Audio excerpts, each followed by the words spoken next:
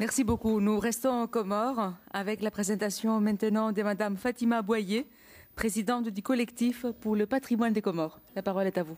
Je vous remercie. Mesdames, Messieurs, honorables conférenciers, bonjour. Avant de commencer ma présentation, je tiens à renouveler mes remerciements au comité scientifique qui m'a donné la chance d'être là en tant que présidente de mon association. Comme l'a si bien dit M. Bruno Favel, c'est depuis bientôt 10 ans que j'ai la maladie et la passion de la défense du patrimoine des Comores m'a envahi tout mon corps, tout mon esprit.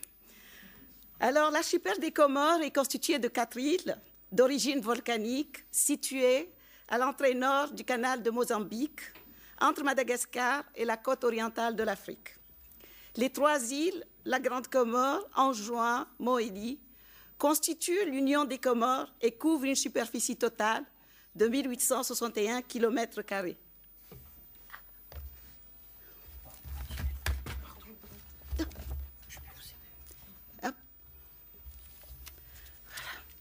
Ces dernières sont dépendantes depuis 1975 et la 4e Mayotte, restée française, la 101e département français.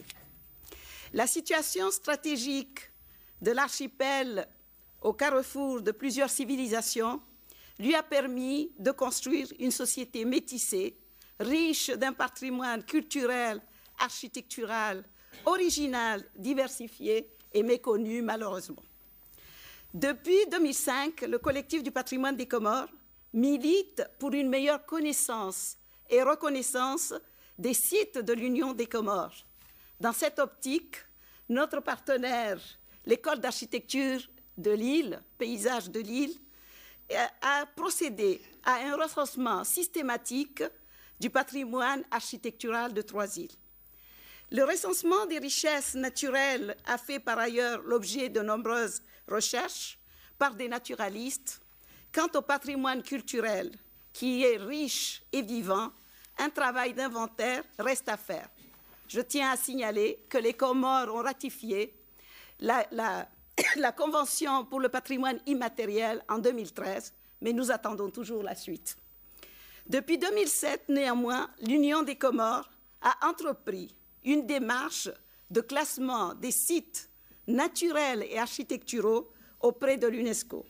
Sa liste indicative a été publiée en février 2007. La position géographique et morphologique et le climat de ces îles les ont dotées d'un écosystème très riche et de paysages d'une grande diversité. Nous citerons notamment Angaziya, à la Grande Comore, le mont Kartala, le volcan qui a le plus grand cratère au monde qui culmine à 2361 km. À Mohéli, la plus petite de nos îles, la plus belle, c'est la perle des Comores avec son parc marin, le Numashua, qui couvre une superficie de 402 km². À Zouani, le paysage des plantations d'ylang-ylang et les plantations d'ylang-ylang et de girofliers, ces forêts tropicales où vivent les chauves-souris géantes et rares, les Livingstone. Je vous invite à la visite. Le climat de ces îles convient à la culture des plantes à parfum et des épices surtout. C'est pour cela que mon collègue a parlé des îles. Avant, les Arabes qui venaient, c'était pour les épices. C'est le cas du lantana, quand on parle de parfum, du convava, qui est un citron gromuleux, très, très parfumé, du basilic parfumé qu'on trouve qu'aux Comores, de la citronnelle, de la vanille, du girofle, de la cardamome, de la cannelle. Cependant, la culture reine des Comores, qui a façonné le paysage, est la vie sociale et l'ylang-ylang. Comme nous en avons parlé ce matin, que le produit de terroir, c'est dû à la connaissance de l'homme, à la terre et au sol. Et je viens de lire une revue où on dit que le Ghana avait essayé de produire de l'ylang-ylang. Malheureusement, le sol n'est pas adapté. Donc, pour l'instant, les Comores gardent la première place par rapport à la qualité de son essence. La fleur du ylang-ylang, Cananga odorata, est celle d'un arbuste aux branches tortueuses.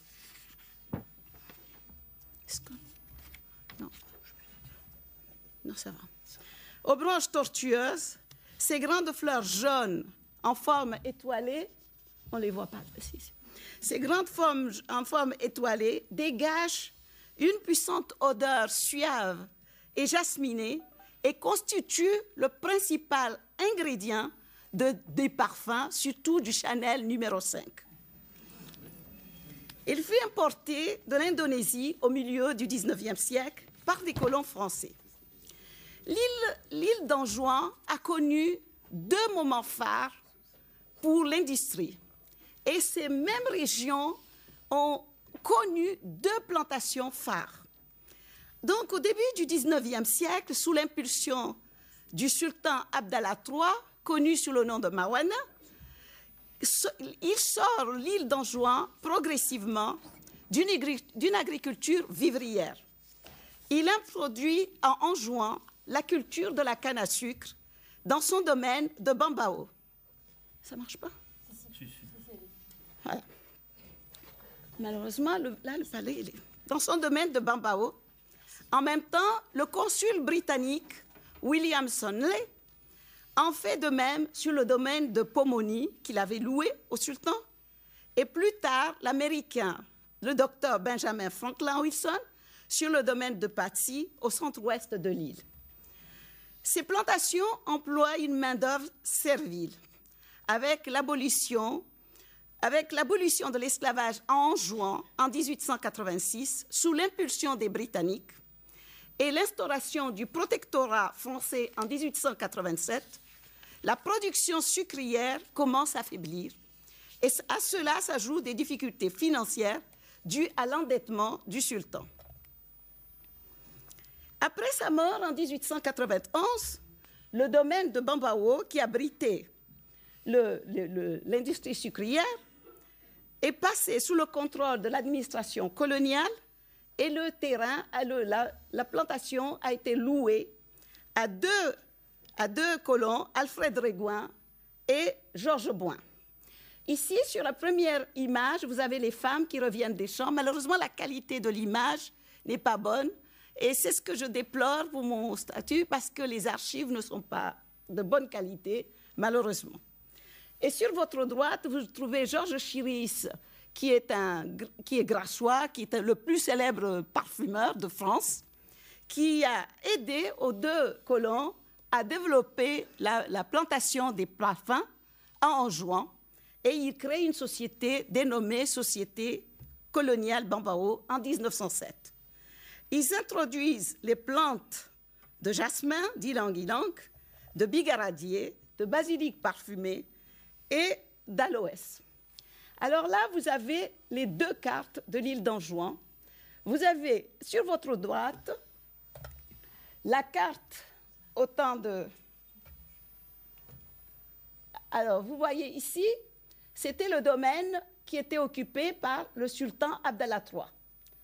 Et dans cette partie, c'était les deux colons, Pomoni, ici c'est Patsy, qui est proche de Bambao, et ici c'est Pomoni, qui a aussi également un lagon magnifique. Donc le colon anglais sortait tout son sucre du territoire d'Anjouan, ni vu ni connu, et il faisait rentrer tous les esclaves d'Afrique, ni vu ni connu.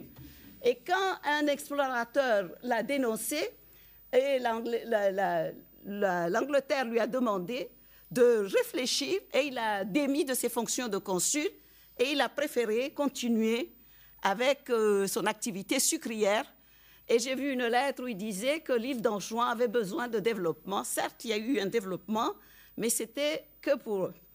Donc, si vous regardez bien ce domaine,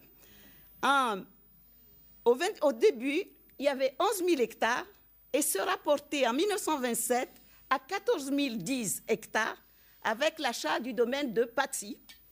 Et au décès de Wilson, le domaine s'élargit, soit 37% de la surface de l'île. Donc, par conséquent, si vous regardez bien, il ne reste plus grand-chose pour les paysans, pour cultiver. Donc, tout est passé dans le domaine colonial.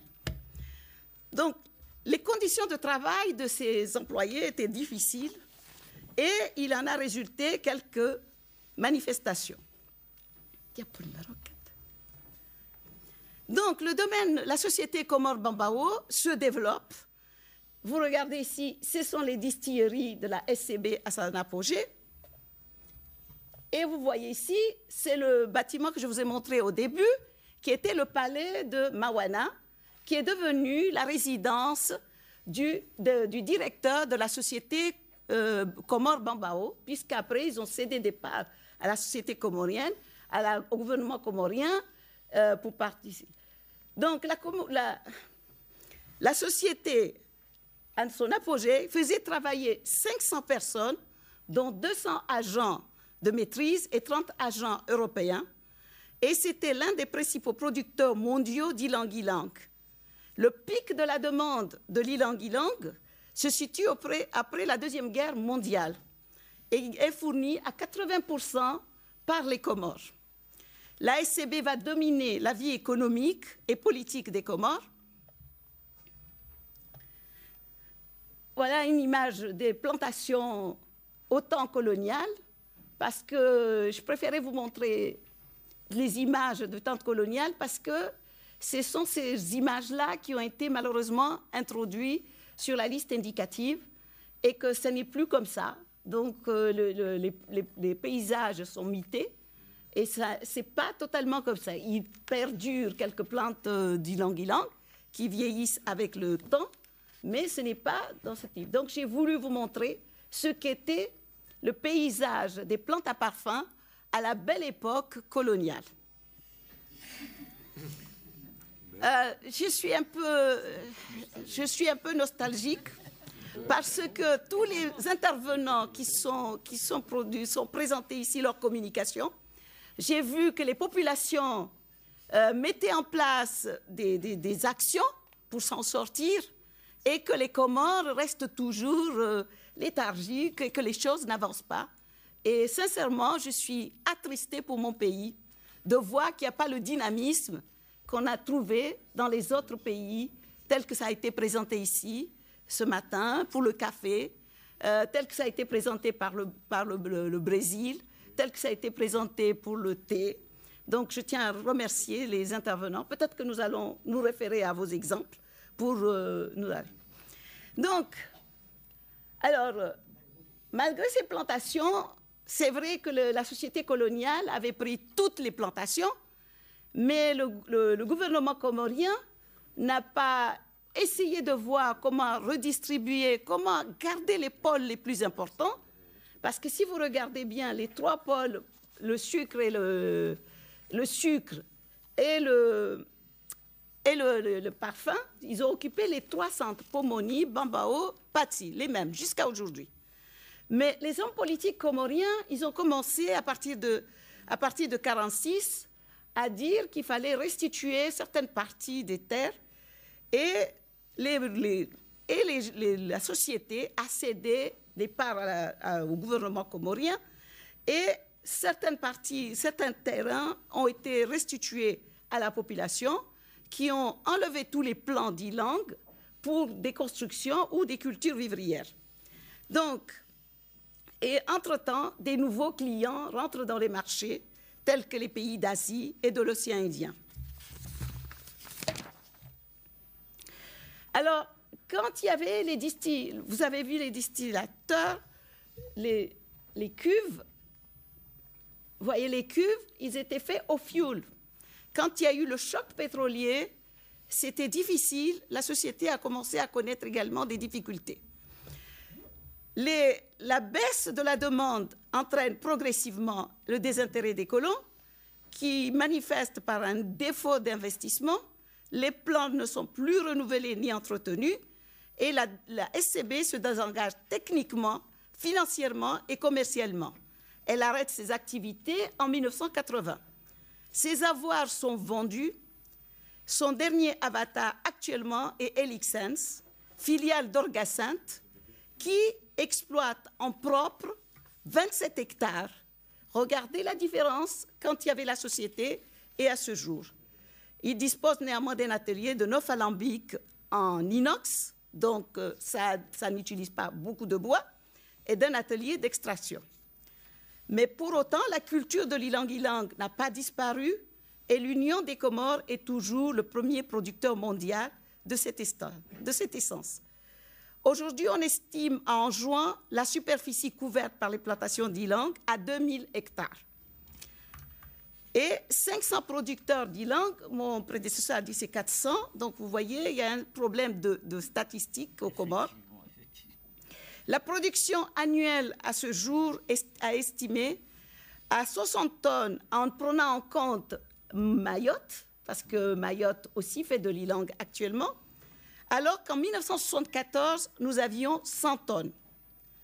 Nombreux sont les distillateurs qui extraient l'huile essentielle, pas comme ça se faisait, mais avec une technique archaïque. Néanmoins, ces 10 dernières années, on assiste à un timide développement de la production semi-industrielle valorisée, a enjoint une nouvelle distillerie gérée par un ancien de la Bambao, a installé une distillerie qui s'appelle HEC, qui fonctionne également avec des alambics en inox et produisent des essences de meilleure qualité. L'ilang-ilang comme vecteur de croissance. Les petits exploitants tirent profit de cette activité.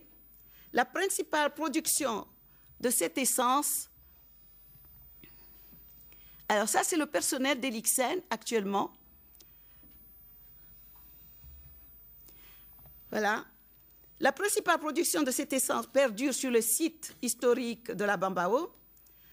Ce site de Bambao est toujours entouré des plantations d'ilang-ilang et le paysage d'Anjouan garde la mémoire des années fastes.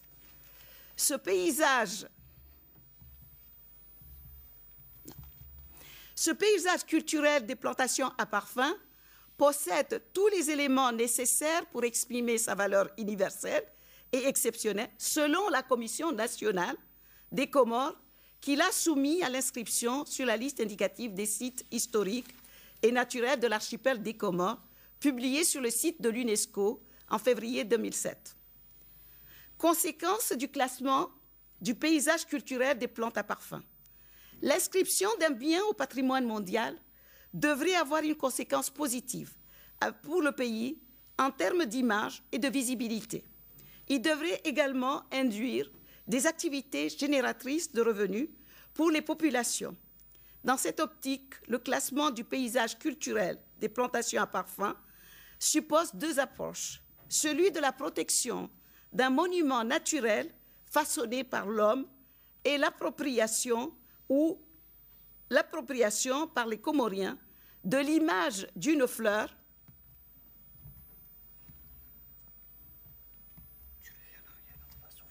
oui, mais c'est là. De l'image d'une fleur, je ne peux pas l'agrandir, de l'image d'une fleur, symbole de la féminité et de luxe, et celui de la mise en valeur d'une plantation dont est extrait un produit noble qui peut être accru pour le bénéfice de tous les acteurs de la filière et ses dérivés. Les monuments historiques du patrimoine des Comores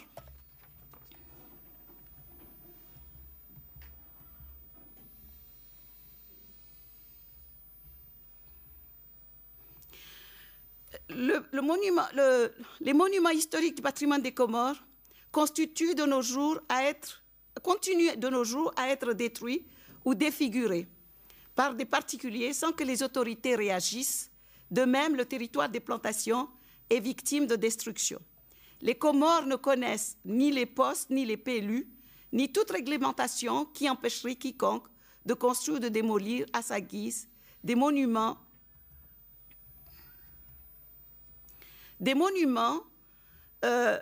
sur un territoire sensible.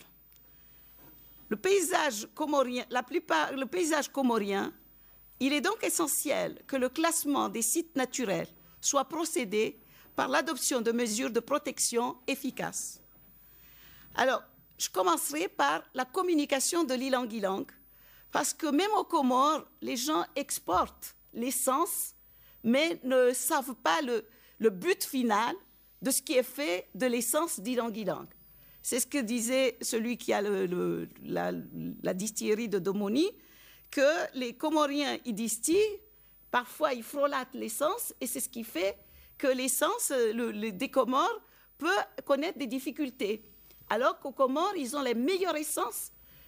Et l'essence des Comores, l'essence d'ylang-ylang, ce n'est pas un produit de marché, c'est en fonction de la qualité qu'on achète l'essence d'ylang-ylang.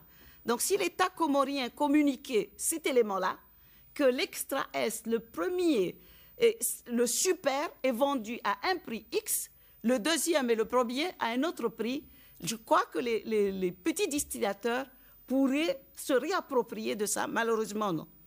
Les îles de l'Union des Comores ont aujourd'hui un déficit d'image qui nuit à la commercialisation de cette destination, comme le constataient divers experts en tourisme.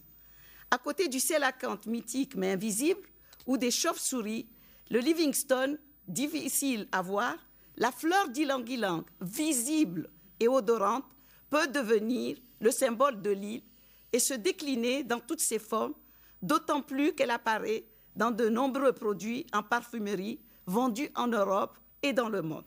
Vous en avez un exemple tangible. Ici, c'est une société suisse du nom de Givaudan qui s'est lancée dans de réintroduire l'ylang-ylang à Moélie. À côté, c'est une jeune femme comorienne qui a une société Uzuri. Et à côté, c'est Ushuaïa. Je vous invite vraiment, c'est vraiment la douche massage délassante d'Ushuaïa. Vous la prenez le soir, ça vous détend. Pas de publicité maintenant. Avec un verre de vin. Donc, je disais qu'à Moélie, Givaudan a réintroduit, mais comme je l'ai dit au départ, que le gouvernement a aidé à baisser la terre dédiée à la société coloniale Bambao, à Gassidia, ils avaient enlevé tous les arbres d'ylang-ylang. Maintenant, ils replantent et ils commencent à en faire des îles. Maintenant, quelques pistes pour valoriser l'ylang-ylang. Moi, je pense qu'il faudrait restructurer la filière. Actuellement, il y a les petits exploitants, l'exploitation dont les plantations sont les plus souvent âgées et peu entretenues.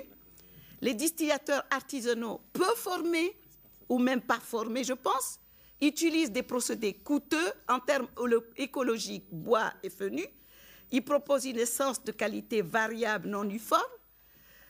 Moi, j'ai eu connaissance qu'il y a une ONG en juin qui s'appelle ID, qui pense que si on s'occupe des ordures, on peut faire des combustibles qui pourraient être utilisés pour la distillation de l'ylang-ylang. Donc, l'État comorien a été sollicité par une ONG qui est Gévalor pour qu'il commence réellement à gérer ces ordures. Les exportateurs des essences d'ylang-ylang, comme je disais, achètent aux producteurs au gré des besoins du marché. Donc, si on restructure cette filière via le conseil, la formation, les subventions, le crédit bonifié, et qu'on offrait aux producteurs en leur expliquant la différence entre le super et l'extra, je pense que l'ylang-ylang reprendrait ses belles années aux Comores. Il faudrait que l'État comorien aide les distillateurs formés à recourir à des procédés modernes économiques en énergie en vue d'obtenir une qualité constante et à se regrouper surtout au sein des coopératives parce que s'ils ont une même distillerie en inox, ils réduiraient les dépenses. Il faudrait également que l'État comorien procède à la mise au contrôle, à contrôler les essences qui quittent les Comores via un organisme régulateur de prix comme le Stabex. Cette démarche de mutation d'une activité dont la valeur ajoutée est créée à l'étranger, tout ça, vers une économie moderne génératrice de profits et de revenus sur place, pourrait être pilotée par l'État comorien avec l'appui des institutions internationales, spécialisées telles que le PNUD, la Banque mondiale, la Banque africaine de développement et les autres organismes de coopération et l'ambassade de France qui est sur place, qui aide beaucoup dans le cadre de micro-projets qu'il appelle le co-développement.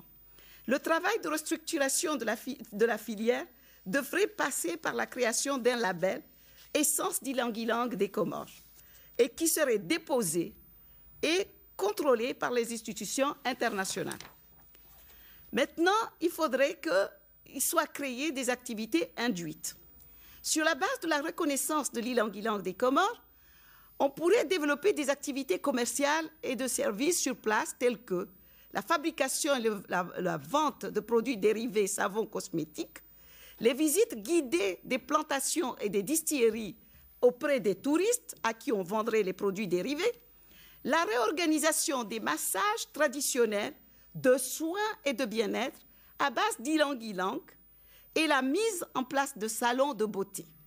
Parce que je peux vous dire que les Comoriennes ne connaissent l'utilisation des fleurs que par les massages. Parce que les femmes, ils se mettent des fleurs autour du cou le soir, lorsqu'il y a une cérémonie. Je vous réserve la dernière photo pour vous expliquer. Et après, on fait des massages qui servent aussi également de gommage. Quelques initiatives d'entrepreneurs comoriens. Donc, comme je vous en ai déjà parlé, ce n'est pas la peine de revenir. L'entreprise Namoudjé, qui exporte des produits des Comores, dont des huiles essentielles sélectionnées, et la société franco-comorienne Ouzouri, qui diffuse une gamme de produits. La cerise sur le gâteau, c'est cette société suisse, Givaudan, avec un partenaire local, AGK, qui s'est réimplanté à Moélie et qui produit l'eau de Moélie. Sa démarche consiste à préserver l'environnement en replantant du bois de chauffe pour ses distilleries et en prenant soin d'entretenir et de régénérer les plantations par la formation des collecteurs.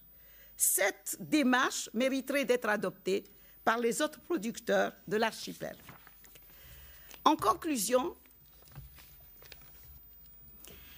depuis la publication en 2007 de la liste indicative des sites à inscrire au patrimoine mondial de l'UNESCO, la prise de conscience et la nécessité du classement des sites naturels et culturels des Comores a progressé dans l'opinion publique et chez les politiques. Les différents partenaires sont prêts à accompagner l'Union des Comores dans une démarche de classement. Malheureusement, l'État reste très en deçà de ce qu'il pourrait faire. Même si les soutiens personnels des personnalités politiques ne manquent pas, notamment celui de l'ancien chef de l'État, son Excellence Ahmed Abdallah Sambi, peu de décisions concrètes sont prises par le gouvernement de l'Union des Comores.